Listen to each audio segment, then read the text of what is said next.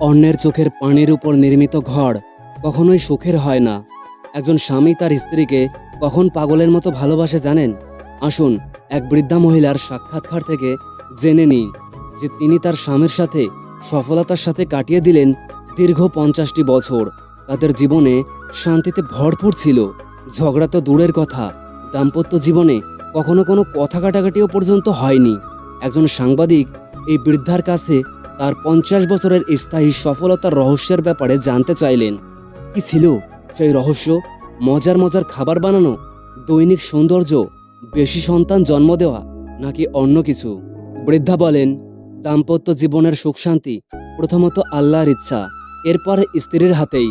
একজন স্ত্রী চাইলে তার ঘরটাকে জান্নাতের টুকরো বানাতে পারেন, আবার চাইলে এটাকে জাহান্নাতেও পরিণত করতে পারেন। কিভাবে? অর্থ দিয়ে? তা তো হতে পারে না।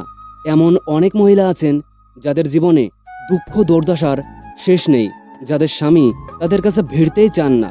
তাহলে কি সন্তান জন্মদান? না, তাও তো নয়। কারণ অনেক মহিলা আছেন যাদের অনেক সন্তান আছেন, অথচ স্বামী তাদেরকে পছন্দই করেন না। এমনকি এই অবস্থায় তালাকও দেওয়ার নাজিরও কম নয়। তাহলে কি ভালো খাবার বানানো? এটাও না। কারণ এমন অনেক মহিলা আছেন যারা রান্নাবান্নায় বেশ পারদর্শী, খুব ভালো রান্না করতে পারে, সারাদিন রান্নাঘরে কাজ করে, অথচ লাস্টে স্বামীর সেই দুর্ব্যবহারেরই সম্মুখীন হতে হয়। তার কথায় সাংবাদিক বিস্মিত হয়ে গেলেন এবং বললেন, তাহলে আসল রহস্যটা কি? বৃদ্ধা বলেন, যখনই আমার স্বামী রেগে গিয়ে আমাকে বকাবকি করতেন, আমি অত্যন্ত সম্মান দেখিয়ে নীরবতা পালন করতাম এবং অনুতপ্ত হয়ে মাথা দুলিয়ে তার প্রতিটি কথায় সায় দিতাম।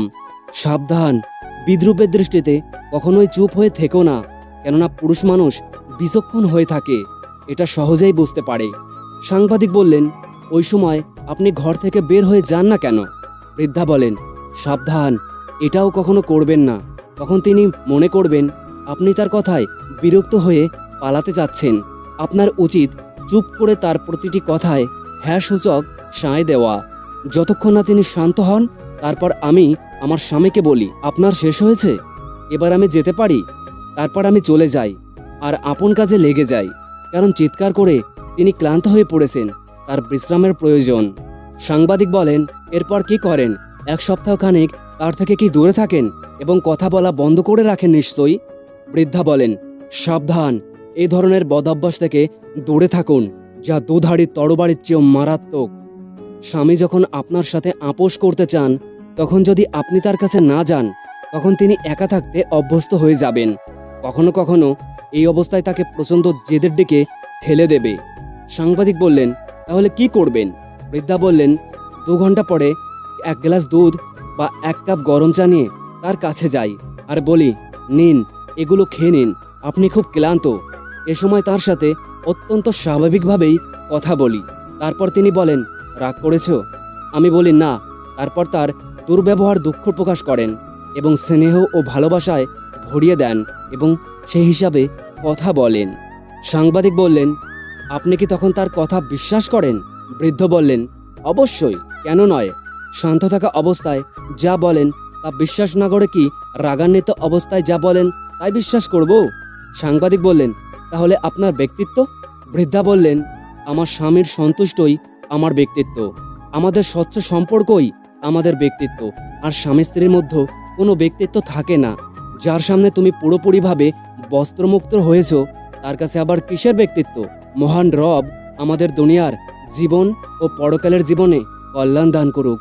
পয়সা হলে অতিথি আর একতা আমাদের সংস্কৃতি।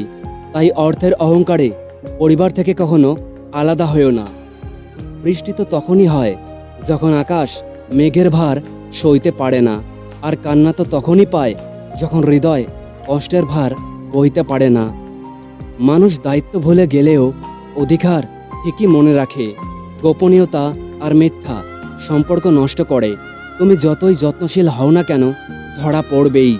যা অন্ধকারে ঘটে তা আলোতে আসবেই। অনেক কথায় আমার ভেতরটা ভেঙে চুরমার করে দেয়, তবুও এমনভাবে চলি যেন কোনো ব্যথাই আমি পাইনি। সুন্দর আর কতদিন থাকবে, শেষবেলায় বিশ্বাস আর ভরসায় ভরা একটা কাঁধি খুঁজবে।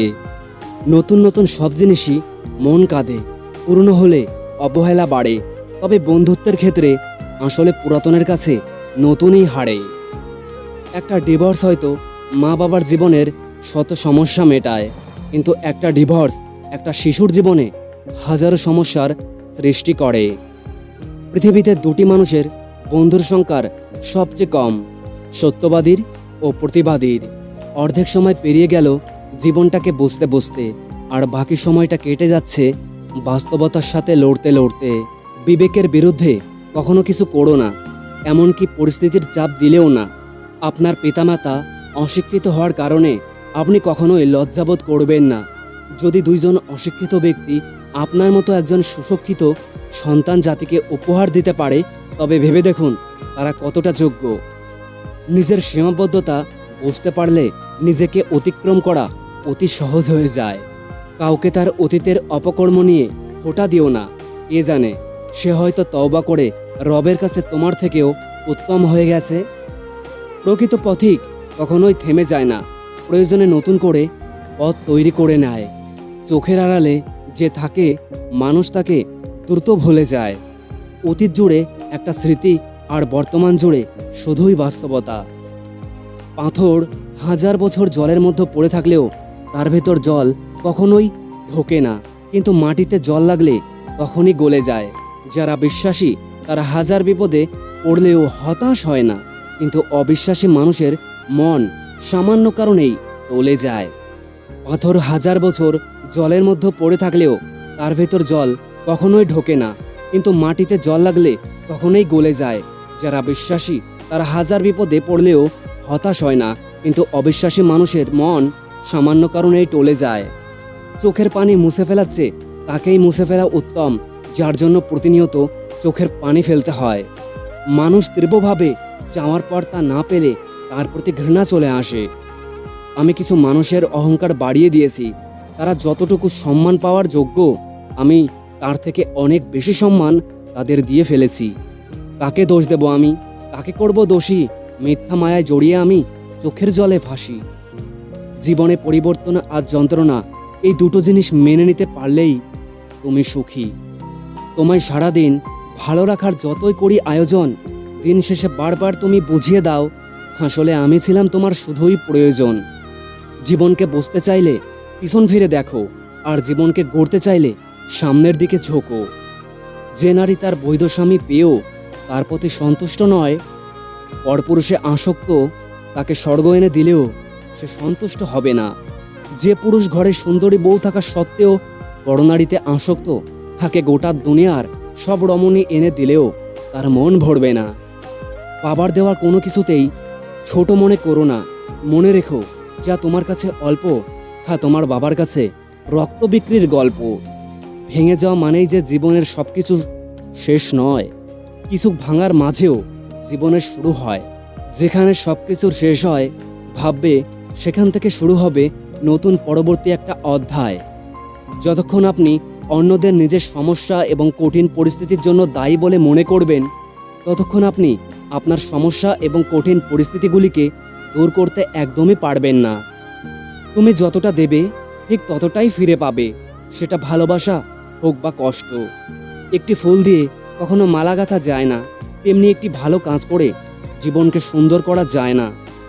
যে সহজ সরল জীবনযাপন করে, সুখ তার জন্য অত্যন্ত সহজলভ্য। যদি তুমি মানুষকে বিচার করতে চাও, তাহলে ভালোবাসার সময় পাবে না। সব লোকের ঘাড়েই মাথা আছে ঠিকই, কিন্তু মস্তিষ্ক আছে কি না সেটাই প্রশ্ন। পরের উপকার করা ভালো, কিন্তু নিজেকে পথে বসিয়ে নয়। অতীতকে ছোট করে দেখা ভুল নয়, আবার অতীতকে অতিরিক্ত মূল্য দেওয়াও ঠিক নয়। সময়ের সাথে পরিস্থিতিকে বুঝে যে নিজেকে মানিয়ে নিতে পারে, সে সবচাইতে সুখী মানুষ। যাকে আগলে রেখেও নিজের করে পাওয়া যায় না, তার জন্য কেঁদেও তাকে পাওয়া সম্ভব নয়।